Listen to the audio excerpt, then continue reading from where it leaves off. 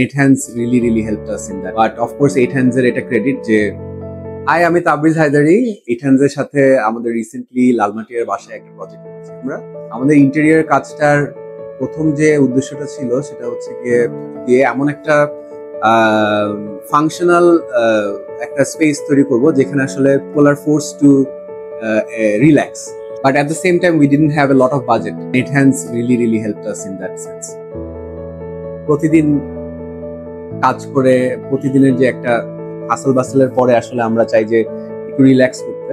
আমরা সাধারণত সবাই যেটা করি যে হয়তো বা একটা রিসর্টে ঘুরতে যাওয়া বা একটা কোনো রেস্টুরেন্টে, একটা রিল্যাক্সিং রেস্টুরেন্টে ঘুরতে যাওয়া।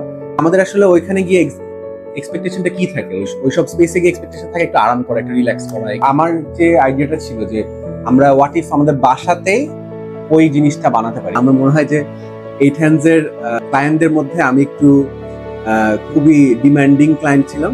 মেইন যে ফিলসফিটা ছিল সেটা হচ্ছে যে কিপিং ইট সিম্পল।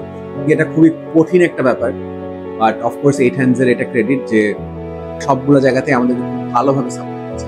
এই প্রজেক্টটা ছিল আমার বাবার বাসার এক্সিস্টিং যে আর্কিটেকচার ছিল সেটাকে চেঞ্জ করে আমরা কয়েকটা রুমকে এই সাইড থেকে ওই সাইডে নিয়ে কয়েকটা রুমকে একটু বড় ছোট করে তারপর আমরা পুরো প্রজেক্টটা করি। আই থিঙ্ক আমার বাবা মা অনেক সাপোর্ট করেছিলেন, তাদের বাসাতে আমি যা ইচ্ছা করার সুযোগ পাইছি। আমার ওয়াইফ আনফরচুনেটলি আজকে এই ভিডিওতে আসতে পারেনি, কিন্তু she played a very big role in planning the whole thing out.